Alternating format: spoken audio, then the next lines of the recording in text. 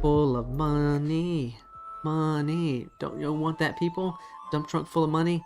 Don't even matter what kind of, how much. As long as it's a dump truck full of money.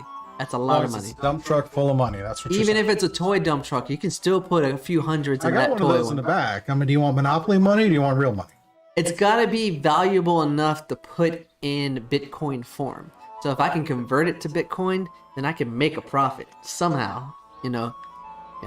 What do you think, All right. people? I mean, hey, I guess that's how it is. I guess that's how it is. How Good we roll. evening, everybody. It's Tuesday night. Scuba and The Ry, your weekly dose of movies, games, and whatever other random stuff we talk about. I mean, The we just, odds and ends I find. yes. And we've got a few tonight. Yeah. What is this? A 24-hour pub crawl? Florida State Troopers chasing a guy on a scooter. Yes, sir. A flooded restaurant near Bangkok serves with a special splash. Yeah. A special splash of something. Who knows? And a nutty squirrel leaves 42 gallons of nuts in a man's Chevy Avalanche. I heard about this on my Wall Street Journal feed. That story is nuts, but we'll get to those toward the end. Tonight we got a couple of movie reviews to talk about. We're going to talk about the new Netflix film, The Guilty. Are you guilty? Which is with Jake Gyllenhaal, and we're going to talk about the latest in the Bond franchise, which we were just 25th. chatting about. So that might ebb and flow a little bit on the Bond franchise. A little bit. Get a little couple of updates from the from New York Comic Con that was this past weekend. Yeah. I didn't. Just seeing all the costumes on TikTok made me realize how much I miss Comic Cons. PAX Unplugged tickets just went on sale. Yep, you messaged me right away too. Well, I mean, it's nearby. You could go up there for a weekend, check it out, It's come in back. Philly, right? Yeah, it's in Philly. Tickets are $75 for the 3-day pass. Yes, I have to think about it. So it's a probability of 75%, maybe. Yes. So We'll see how that goes. yeah, maybe. We will see how that goes. But we're just rolling right into it. Yeah. Since we were talking about how the Bond franchise has been around for, what is it, 20? I mean, they did 25 films. Yeah, this is the 25th. 25th film in the franchise. Yep. And I was talking with a friend of mine over the weekend because he's not a real big Bond person, but sometimes I got to try and remember. We were talking about how pretty much since the release of Dr. No in 1962, we have seen a Bond film every 2 to 3 years with a few exceptions. And that is between Roger Moore and Timothy Dalton. There was like a 6-year gap. And then the other one was between Spectre and No Time to Die. Other than that, it's been at most maybe 4 years between Bond films. Yeah, it hasn't been a long time between them, but we always get one way or another. Yeah, especially because they're just so wild, and it's interesting how the films over the course of the decades, and now with the political culture or community culture being what it is, a lot of the older films probably won't do so well because a lot of the tropes and whatnot that make Bond would definitely not be all that appreciated.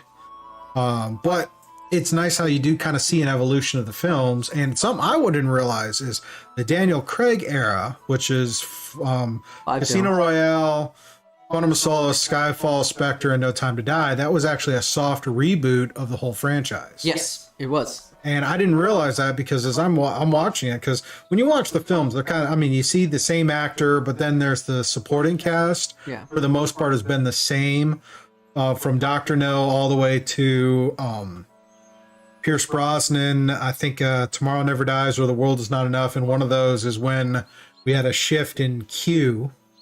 And then, of course, in GoldenEye, we had a shift in M, and then shifted M, and then M shifted again during the Daniel Craig era. Skyfall. Yeah, but so it's like the supporting cast has been consistent through. So Bond is Bond and MI6, and it's kind of this catastrophe of the week. Yeah. It's like, what are we stopping today, people? The end of the world, part 25. Yeah. Something. Who knows? But who knows? But yeah, no, we'll get into it.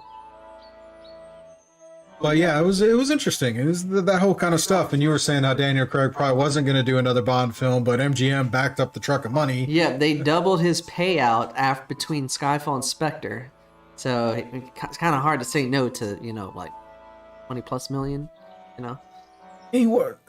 I'm curious. What do these people do with that much money?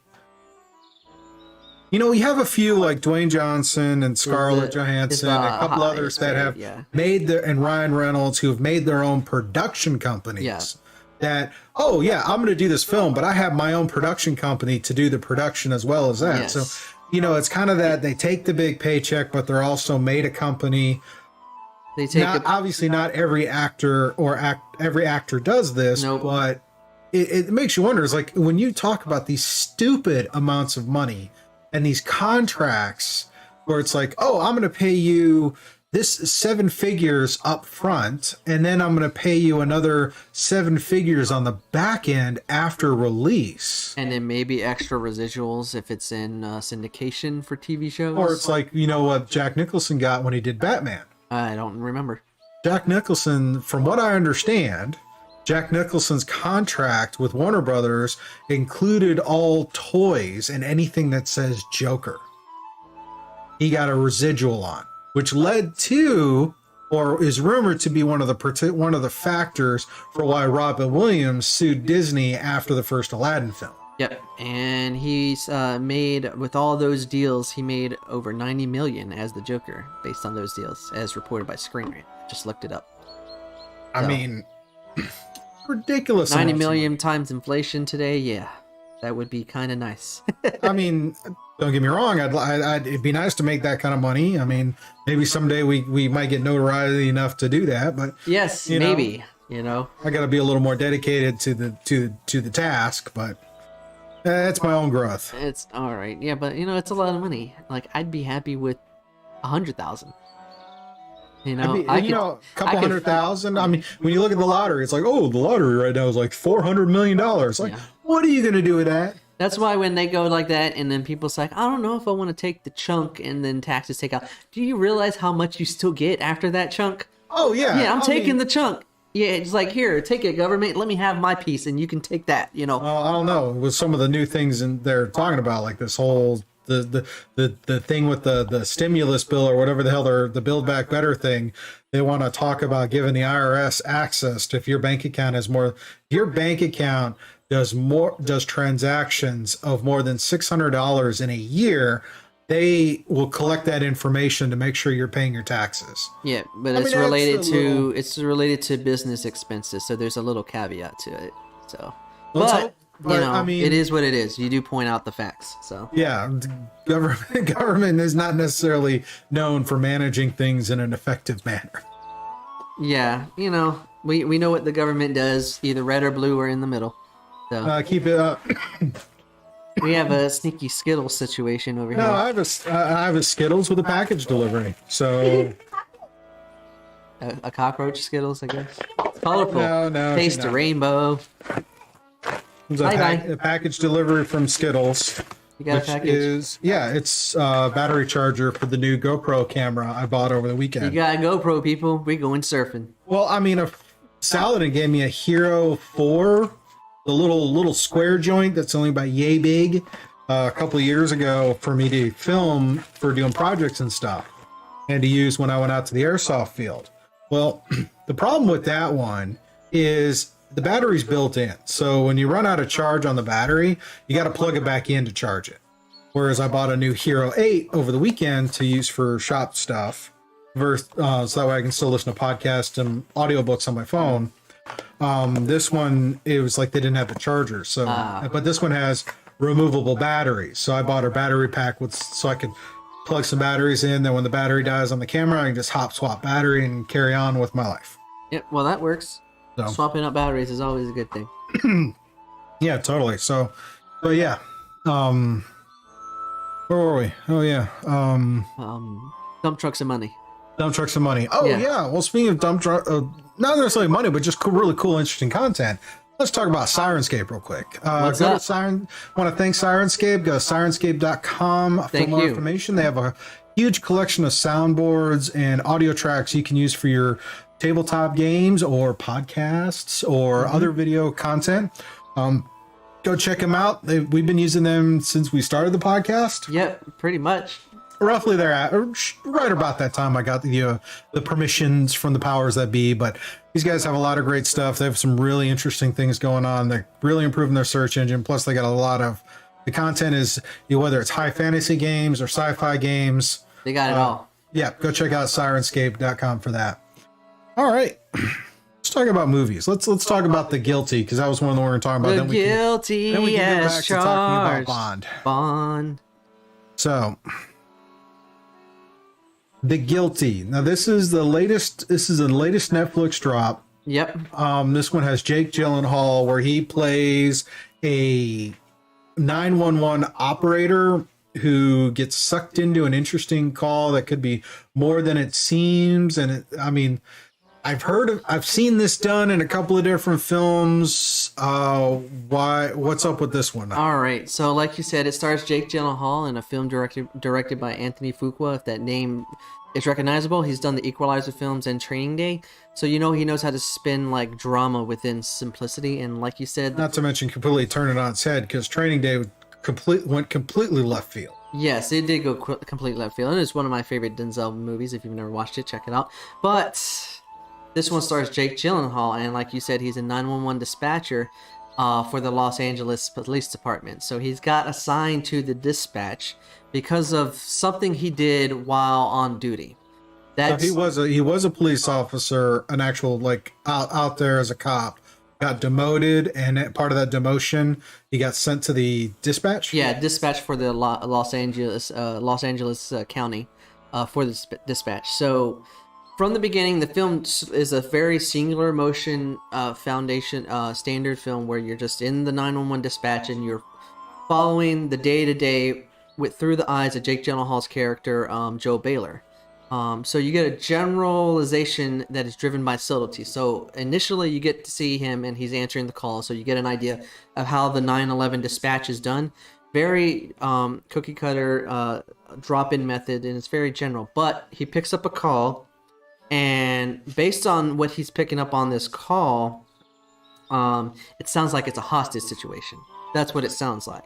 So from this point, what happens is that the journey becomes what I call enveloping a formula within a just cause. But what I mean by that is that not only are you on pins and needles because of you're only given bits and pieces of this conversation, so you have to be judging and quick-witted with what you do on the situation because it's a hostage situation. But at the same time, there's these other little things that start to happen that plays back to Baylor's past. So remember, in the beginning, all you know is that he was assigned at this dispatch because of something. So as the film is moving progressively through this call, it's slowly lifting up the layers of what he did that caused him to go into the situation. That sounds kind of like Memento. Yeah. Where so it's like you're dropped in and you're trying to piece together a mystery, and it isn't until the end the whole mystery comes together and you're going, yeah. Well, that's just wrong. So this singular directive that seems linear becomes more of a character conflict built in with perceptive detail. So what you realize is that not everything is what it seems, and even though he's trying his best to do the right thing, it seems to be a consciousness conflict with what he did in the past. And then what happens is that as the film reaches towards the third act, it does a twist. Not a forced twist, but one that makes you realize everything in the call was being misread, and then he even has even less time to figure out how to save lives within the moment. Okay. So, and then what happens is that by the end, it becomes a mimicry of one's causes, but at the same time, it becomes like this kind of revelation of not only the consequences of the call, but the consequences of his actions as a police officer in the field. Okay, so I mean, this sounds pretty standard fare. Yeah. We've seen 100 or so different movies with this. I think when I think about this dispatcher thing, I think I can think of at least 3 or 4. I can't remember their names, but we've done several of these dispatcher type films. or phone call type thrillers.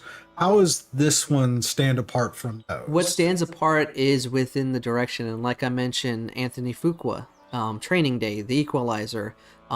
He knows how to create drama and sensation through just bits and pieces of dialogue and delivery. Because not only are you witness to the emotional reactions that Jake Gyllenhaal is, but you're reacting to the emotional gravitas of just the people on the phone. So you are just on pins and needles because of how they are reacting every time he calls back, or every time he picks up the call from the people on the phone, that the situation gets more dire, more confusing, but there's a lot more drama and level of character just through voice. And because of that, that's what elevates it above the simplicity of what it is. So how's this in fair of like other Jake Gyllenhaal films? Because he's built up kind of a thing where it's like these really society fringe elements. It's another. It seems to be his shtick ever since he really hit the scene between Jarhead and and was that one where Night Stalker or whatever, where he was Nightcrawler, which is actually Nightcrawler. My favorite Jake Gyllenhaal movie is that one, because he is the creepiest person in that movie, but he keeps you guessing because you don't know what he's going to do. But he's more of a straight-laced guy in here, but because of that internal conflict, he elevates the position of not just being just a generic 9/11 dispatcher. He's one with fragility and flaws. So it's one of his better performances, and it's his performance and the direction that lifts it up above the material. 3.5 out of 5. It would be worth seeing at the theater if it was there, but it's on Netflix, so check it out. All right, if you got a Netflix account, go check it out. All righty. And of course, we're going to talk about No Time to Die. No Time to Die. As we were saying, this is the latest Bond film. This one is the finale of Daniel Craig's run as James Bond. And I think the fact going into this knowing that this was the end of Daniel Craig's run, I think this added a new dimension to the film, because the other films, when they go through and then when they switch actors, the story keeps going as far as like the background story. You don't really see, other than there's some tonal shifts, like between Sean Connery and Roger Moore. Sean Connery is a little more serious, a little darker. Roger Moore is a little more comical. I mean, really throwing some of the one-liners. And then, Timothy Dalton was a very action-oriented one. Pierce Brosnan was kind of a mix of the two, but it was the more... We get into more some sci-fi stories, and then we come to Daniel Craig, who really kind of draws it down to be a grittier Bond. He's grittier, he has panache, and he's just a very driving force through all 5 films. Yeah, and like I said, this was supposed to be this. If you're new to Bond, you can watch the 5 films Daniel Craig does, and you're good. There's nice nods if you know some of the other films, but these really kind of encapsulate Bond. But let's talk about No Time to Die. This is good. What was your review on No Time to Die? Because we went and saw it over the weekend. Yep. No Time to Die is the fifth in Daniel Craig's 25th in the overall franchise, and overall, you get to see the encapsulation of his journey arc in this 5th film. So within this film, you get to see the perspective of a man living in retirement, because you find after Spectre, he's living off the grid in a way, and certain situations happens in the beginning of the film that leads him even to more forced into retirement, because once he gets found again, there's certain driving factors that are happening outside that pulls him back in. So not only is he pulled back out of retirement, he's going to have to factor in all the elements of the prior films to figure out what is going on with this new ongoing threat. Mm-hmm. And this new ongoing threat, even though it does have the typical one-dimensional villain, it doesn't take away from what the focus of the film is, and it's on Daniel Craig's James Bond in his last hurrah, trying to put all the pieces together and put a finite on this last thing that is causing havoc around the world. Yeah, I like how this one we actually look at Bond where he's not Bond. Yeah. I mean, he's Bond, but he's not 007. Yeah, he's retired. He's retired. There's another 007. Which we get to meet, and that dynamic is great, and as well as everything going on, because it's one of those, it's one of those Pandora's box type stories to me. It's like, we have the clandestine thing that's going on, and somehow Bond gets involved, and it's like going back to M and be like, what did you do? Yes. What did you do? He did something. And he's like, you don't get involved. He's like, too late. This has involved me. But I like how, because this is something no other Bond film does, is it closes an arc. Yeah, it closes an arc. And in closing the arc, it closes it very well. And I think that is probably one of the strongest elements of this film. I don't want to spoil it too much, but it does close Daniel Craig as Bond, and it leaves things for a new Bond and a new direction for the franchise when we get a new actor picked. Yeah, it positions itself by wrapping up stories. There's a web of conspiracy, which is typical of spy action tropes, but it's done in a way that's very a velvet robish, where like every layer has a connection that has a purpose. So everything from his U.S. counterpart, Felix, to Blofeld in prison, to Spectre's organization. Everything has a connection, and everything comes and brings Bond to a final position of, even though it's end of the world scenario, it's one that is character driven, character based, and one that puts levity and motion to what is the ramification, especially for Bond and a situation that happens. Not going to spoil it. Yes. We do want to take a moment to talk about the supporting cast in this. Great supporting cast. Even the actor who plays the villain. Now, I can't remember the Rami actor's- Malek. Huh? Rami Malek. Is his name. He's been doing really good on various ones. Like if you've watched Bohemian Rhapsody, he's the one who played Freddie Mercury. Yeah, and he won the Oscar for it. And he's done. I think he was doing a TV series. It's called I used to watch it. Give me a second. Keep going, I'll find it. But he is, he has a nice Mr. Robot. Mr. Robot. He has a nice presence in doing a dramatic character. Yeah. And all of that. And it's interesting how we see this guy, and at first he kind of reminded me of Dr. No. A little bit. He had a very Dr. No vibe to him. Which I thought was nice, because that's what I think is really nice about the Daniel Craig films, is you get a lot of the characters that have some connection to the older Bond films. Yeah. Whether it's a nod, it's a palette choice, it's a presence of the character. Some of them have some really interesting back and forth. Like I gotta say, I think the guy from Skyfall, he had a vibe that kind of reminded me of Goldfinger. Javier Bardem. Yeah. That was the actor. Forget his the villain's name, but he was the actor. Yeah, I can remember the villain's name, but the story is still interesting. Yep. But this one's really funny, because it's like it doesn't start off like a traditional Bond film either. Nope, it doesn't. Most Bond films have a thing, especially the Sean Connery and Roger Moore era, is you come in, Bond's on a mission, and that's the opening sequence, and then it moves into the story of the week. Yeah. This one, we're getting a prequel to a character we don't really see till later in the film. And then you jump into what's to Bond, and then it picks up 5 years after those events. So it's very interesting. And I like how you have all of these elements back and forth. Yeah, it's a very character driven, and it's a piecemeal that, like I said, it's an overarching story, and each film is a chapter. And that first half before it rolls into the main movie is an epilogue to Spectre, to what happened at the end of Spectre, minus the villain introduction. Yeah. So. But yeah, I think that's what really makes it. For me, I'm pretty solid with it as a 4 out of 5. But Same then again, for me. 4 out of 5 is a great closure. It's a great closure. It's got great elements. Definitely go watch it. I was actually thinking about buying the Bond films to put on my digital collection, Yep. But I can't really. It was like I don't want to buy this package and then have to wait and buy this one later. But then I realized that the Bond package that they're curating is short a film.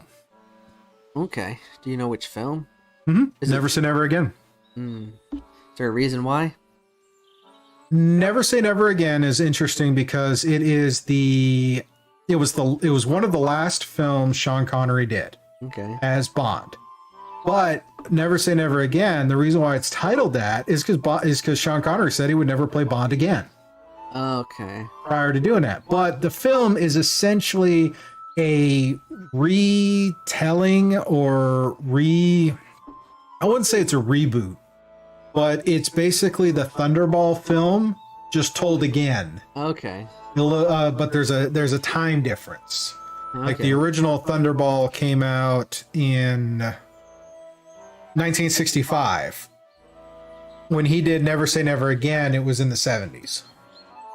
So, like, there's Her Majesty's Secret Service, which is one of the films which is kind of a weird film because You Only Live Twice with Sean Connery.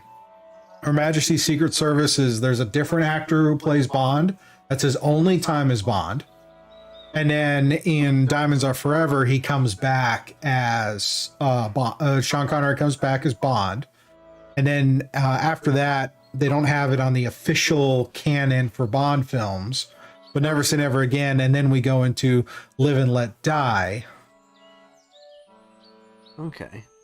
Which is where Roger Moore comes in as James Bond and probably has one of the best opening songs, in my opinion. Yeah. But yeah, it's a very fun thing, especially when you dive into some of the lore and whatnot. And there's some great watch mojos about like what are the best Bond songs, what are the times Bond seems the most darkest as a character. Even though it's like these on-screen presences of these actors is really kind of charismatic. It's like, yeah, he's charismatic, but you know what? He's not a nice guy. Not a nice guy in any way.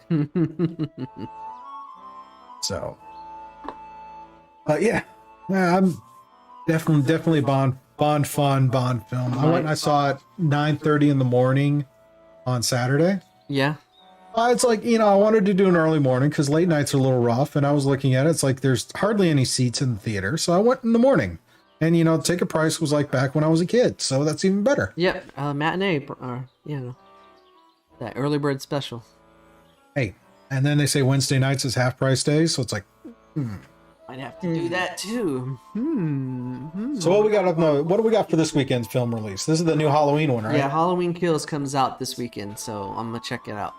Now that's a franchise that's gotten a little interesting. Jamie Lee Curtis went from being the Scream Queen in the first couple of films to now she's actively hunting Michael. Yeah, the heroine, and it sounds like she's bringing up a crew together to go after him in this one. I'm like, bring it on. Yeah, I like that's what made me enjoy the reimaging that came out in 2018 because it flipped the switch. Like, yeah, Michael Myers is out there causing havoc, but Jamie Lee Curtis was out there trying to track his butt down and take him out. See, that's what I love most about some of these slasher films is when they get to the point where the heroes flip the script and start attacking actively. Yeah. The quote unquote impossible to kill or indomitable or immortal threat in the slasher film. These guys are like, all right, bring it on. Yeah, I'm looking forward to it, so I'm gonna check it out Friday or Saturday. It all depends what I got going on. But sweet. All right. Let's talk about New York Comic Con and then we can talk about Far Cry 6. All right. So New York Comic Con was this past weekend. There's a lot of interesting stuff to come out of that. If you're a big D&D fan, or even more so, if you're a Critical Role fan. Yes, Critical Role fan especially. Oh yeah, Critical. A lot of us, I'm sure, are aware that a couple of years ago, Critical Role released a Kickstarter to do an animated series. Yes. And it broke Kickstarter. Changing my mind. It broke Kickstarter. It broke everybody's expectations on the Critical Role community. Since then, we've gotten little bits and tidbits, like Amazon had picked up their show and added a second season to their show and additional episodes and whatnot. We were all waiting on pins and needles. When's this show coming out? Yeah, when is it coming out, people? Well, at New York Comic Con, the cast did a presentation, and the date was announced for February 4th, 2022.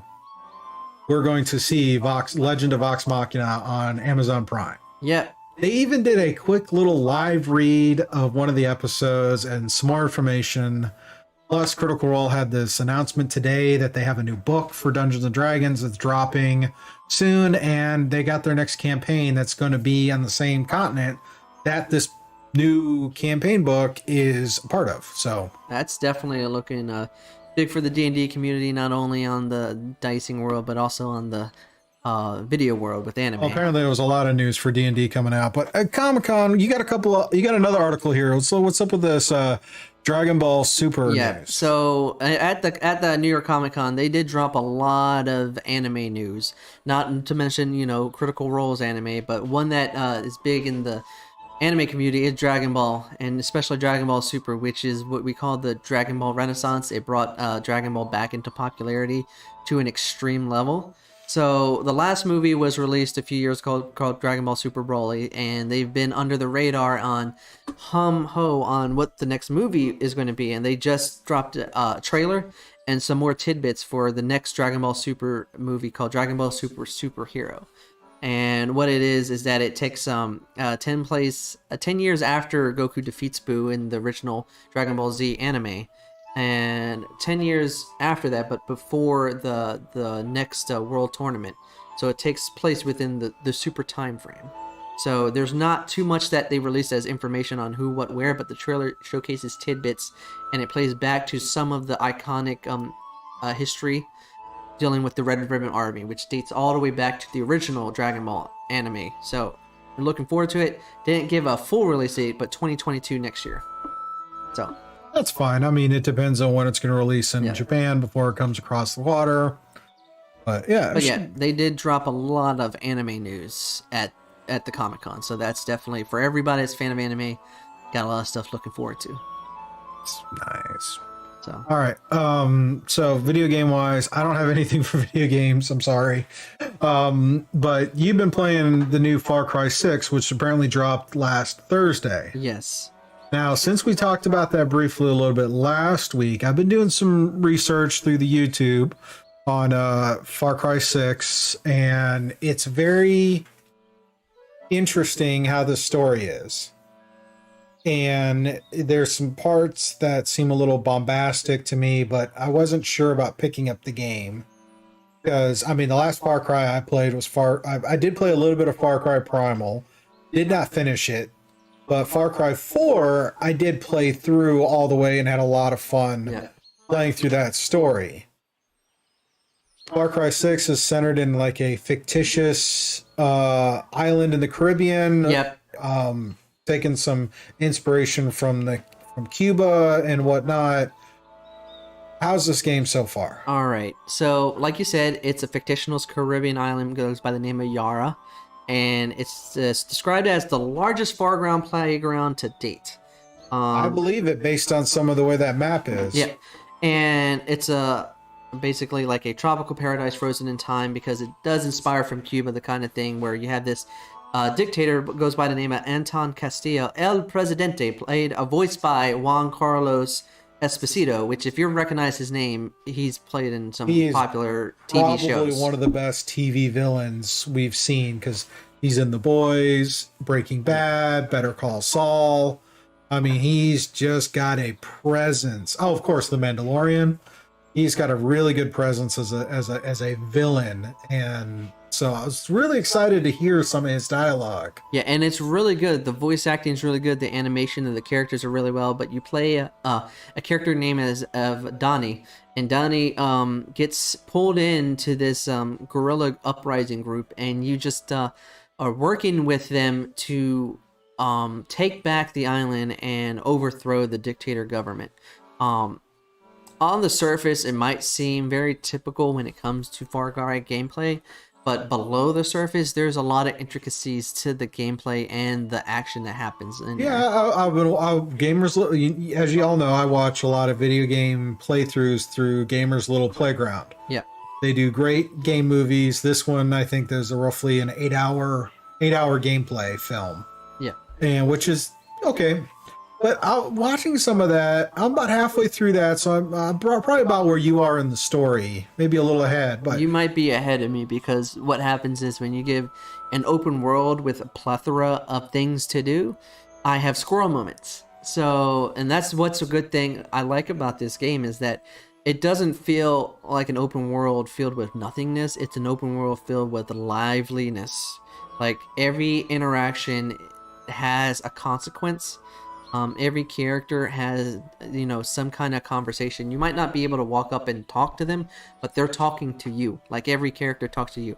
And the randomness of the attacks, like there's one where I saved one of the people from the military, and then we both got attacked by wolves and she died. So that's some of the randomness, because you have the wildlife, you have the military, you have taking over bases and finding supplies, you have secret routes between hideouts, you have you can fly in and parachute into certain situations, and the way that every situation you can attack from many different angles. You can go guns a-blazing, which I do sometimes, where I just say screw it and just go in there, or sometimes I want to play it coy and do stealth. And especially you can snipe and tease and play around with people, the military, because they're very aware. Like if you cause something, they will gang up on you. So it's a very smart AI system. yeah, I was reading about that. Like they actually have medics that can heal up down enemy characters, as well as commanders that can call in airstrikes to really light you up. That is terrible. Let me tell you from my experience, that is terrible. So when you're out there scouting, you want to find out, you want to take out the commander, you want to take out the medic, and you want to take out the snipers. So that's what you want to plan, is like, do you want to go guns blazing and they call in a tank and an airdrop and the special forces on your butt? Or do you want to be a little more tactical? And the cool thing is that you can play the whole game co-op if you wanted to. The whole game. Progress saves. Yeah. Automatically. But there's also this one. Also, you get to start off and you actually get to choose whether you want to play a female version of Danny or a male version of Danny. And it's something they haven't had since the first or second Far Cry game is third-person cutscenes. Yes, so they have third-person cutscenes. When you're in like main hideouts, it goes to third-person view. But yeah, overall, and the really cool thing is that every story that I played through, not just the main one, has a relevancy. Yeah, it's not just there for filler. It does feel genuine, and just reacting to things is just fun. Now, something I noticed from this, and I wanted, since you're actually playing it, because part of this you got to convince me to buy it. Yeah. But one of the things I saw is I started to get a vibe of Borderlands. Is that a good or bad thing? Because I don't know if you're a fan of Borderlands. I love Borderlands. Yes. Borderlands is just I love Borderlands insane. too. Borderlands is fun. I was getting a vibe of Borderlands, particularly when you get the character intros. Yes, the colorfulness of the characters is very bombastic, but it's a way that it's ironically grounded, because it's a very realistic situation with, bombastic characteristics. Like I said, obviously, because we're talking, this is a fictitious story. Yeah, it's not fantastical in the way where you think magic, but there are gizmos and gadgets that make it kind of like, like you have the rocket launcher backpack, you have a gun that shoots records. The Supremos. Yeah, you have a gun that shoots records at people. You have an impaler where you can impale things with. How is that? See, when I played Far Cry 4, you had an XP system, and if you were one of those people who squirreled a lot and did all the side stuff instead of just powering through the main mission, you could level cap your way out to make the latter half of the game all that more interesting. So how this one, it's not so much a leveling system, but it's got more of a gear loadout system. You have a gear loadout, and you have things that are unlockable with mods and stuff. So you can add mods and different trinkets to it to modify your weapon a certain way. And the thing is, you have to play around with the mods, because when you're going up against the military, you might have a weapon that is designed for armor piercing, but it's not designed for blasting. And if you're not using the right weapon against the right enemy type, you're going to be screwed. So what I've done is that I have modified my weapons in a way where if I need a certain rifle for a certain situation, I can swap it out with another gun, just in case I need it as my secondary against a group that is not just armor piercing, but So regular. are you going the route of you have a generic gun for each type in your inventory, or do you go back to the workbenches to swap out mods on equipment? I do that with newer guns I get. I've done it on a couple guns where I wanted it to be used in a certain situation. But I have 2 assault rifles that I keep just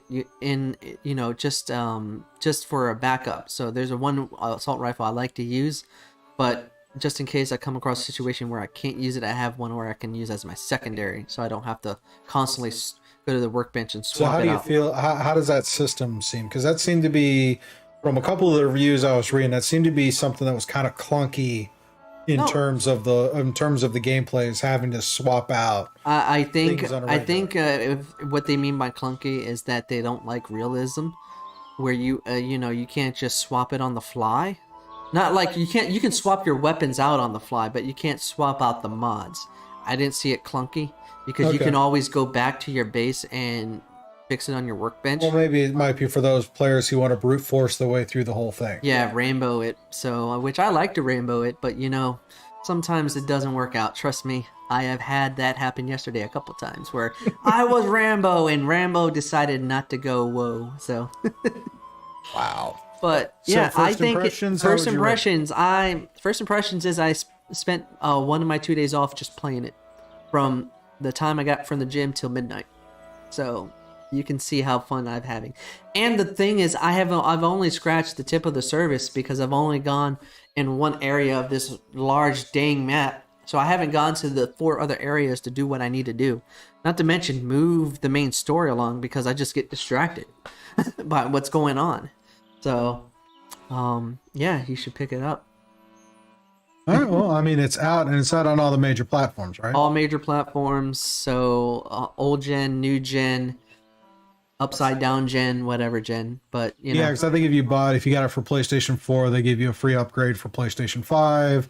It's pretty good on the Xbox. If you have the new system, it does the up-res. Yeah, so. Like when I put in the disc, they say, you have a Series X. Let's give you the Series X version. I was like, okay. So, that works. But yeah, it's fun. So this will tide me over until Halo. But then again, I started seeing a lot of stuff from the Battlefield beta that makes me want to go, I think I'm going to get that too. So, I think I've got 1 or 2 missions, or 1/3 of the Battlefield 1. Yeah. When they did World War I. Yeah. That Battlefield game was the last Battlefield game I played. I had fun with that, but the thing is, when it's crossplay and you can have 128 people on the map, and the thing, natural disasters can F you up. Like, I saw where a cyclone came into the battlefield and roughed up everybody. Like, yes. Not only do you have to worry about the other team, but you have to worry about natural environment. Isn't that great how far games have progressed? Yes, that's what got me. And the fact we already know that EA has license with Microsoft, so it might be there on Game Pass when it drops. So, I mean, can't go wrong with Game Pass. Can't go wrong when you just click download and it's there. So That's fair. All right, well, let's hit up some odds and ends. Yes, sir. So start us off with the 24-hour pub crawl. What's 24-hour pub crawl? Talk to me about that. All right, so this is an article out of BBC News out of Cambridgeshire of the UK. So Matt Ellis is the man of St. Neots, Cambridge, and In a 24-hour span, he broke the record by visiting, being the first to lay claim to visiting 51 bars. So he started his pub crawl on Sunday in Cambridge, the Regal, and ended at the Weeping Ash in St. Neots on Monday, and aimed to raise awareness of the sector's plight during the pandemic. So, yeah. That sounds impressive. And Yep. also sounds like it was a pretty rough couple of days afterwards. Yep. So, but under the Guinness World Records, there's certain stipulations which he did break. He says, Mr. Ellis, who runs a wine merchant in St. Neots, had to consume 125 milliliters of any drink at each stop. A minimum of 50 pubs monitored by witnesses and get verification from pub staff. So, Interesting. but he did it. So, good for you. Let's drink one to him. Yeah. But All right, for this next one, we're gonna shift over.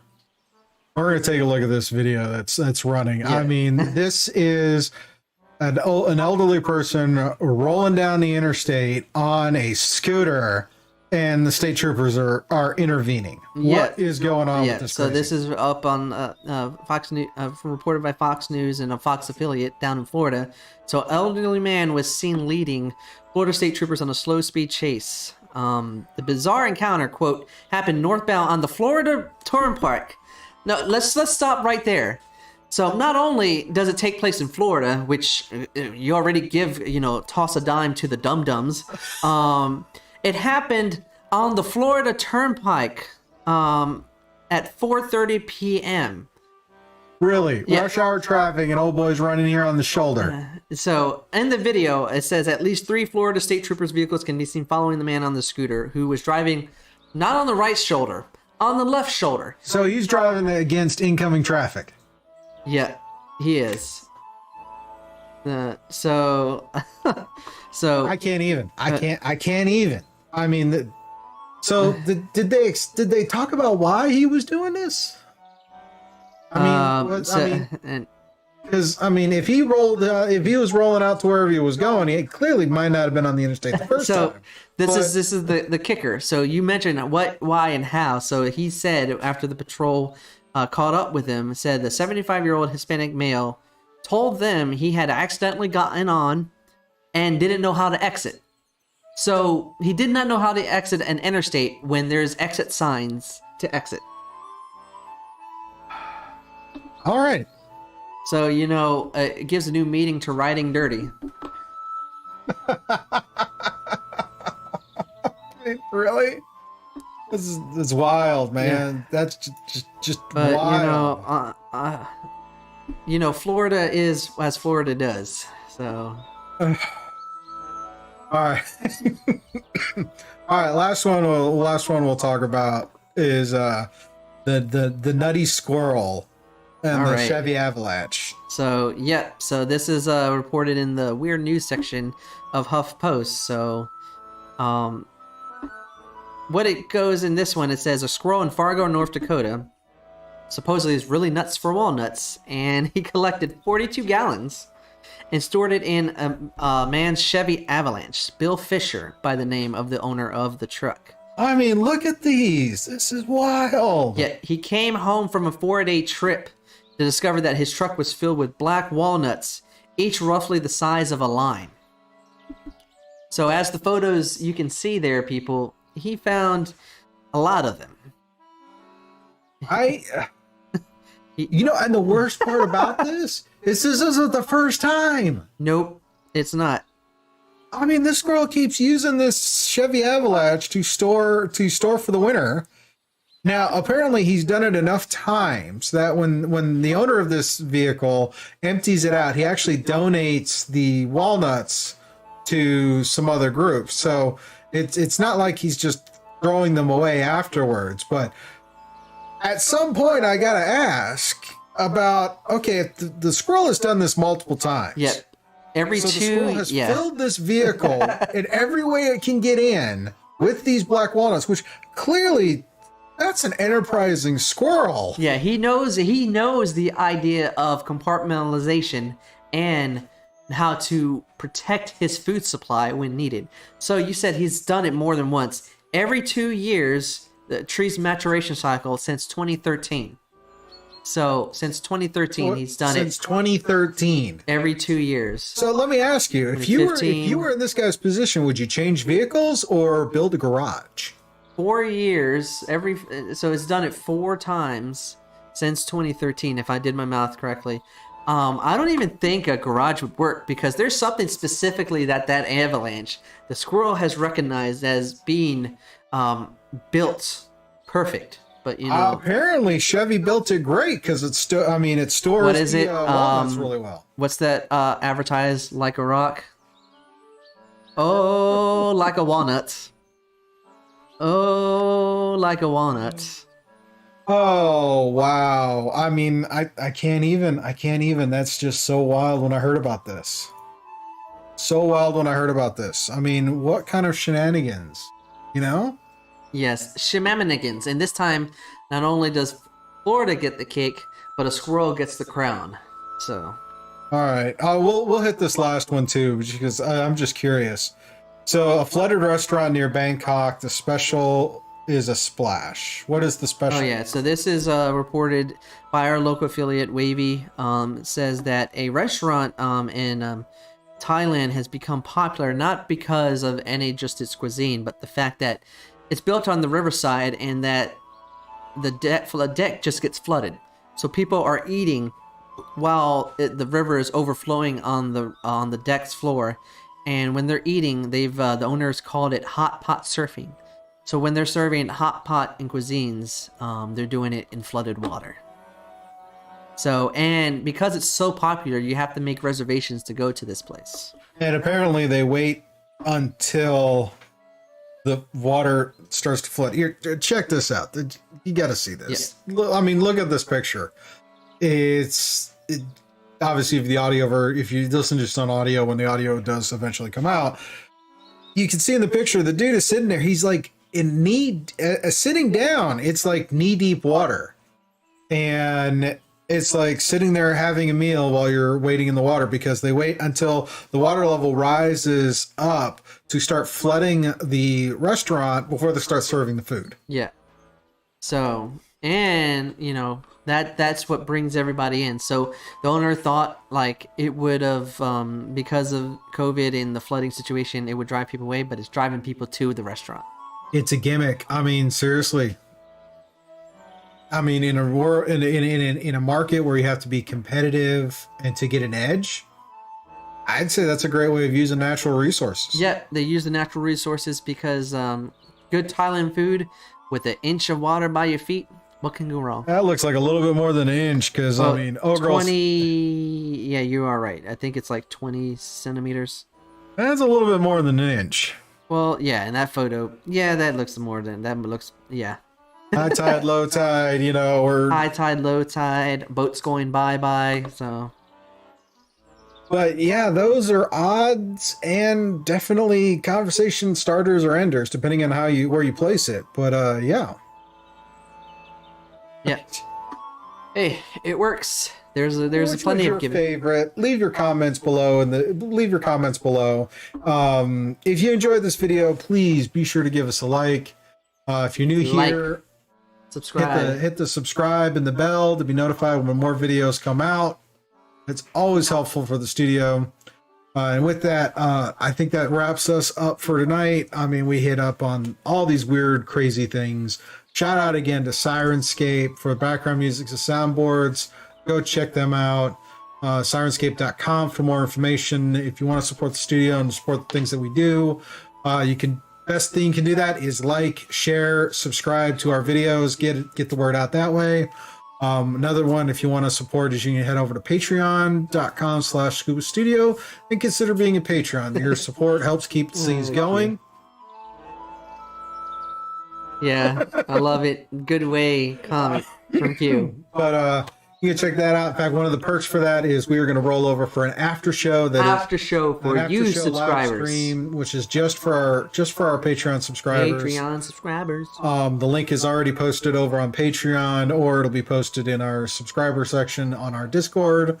Thank you, Ry, for hanging out again. Thank you, mods in the Namaste. chat. Thank you, everyone else who's in the chat, chatting with us, watching with us. You guys are awesome and amazing human beings. Stay safe, love each other, do all the things. And if you're a Patreon member, head on over to that other link. We'll be there in just a few. Peace.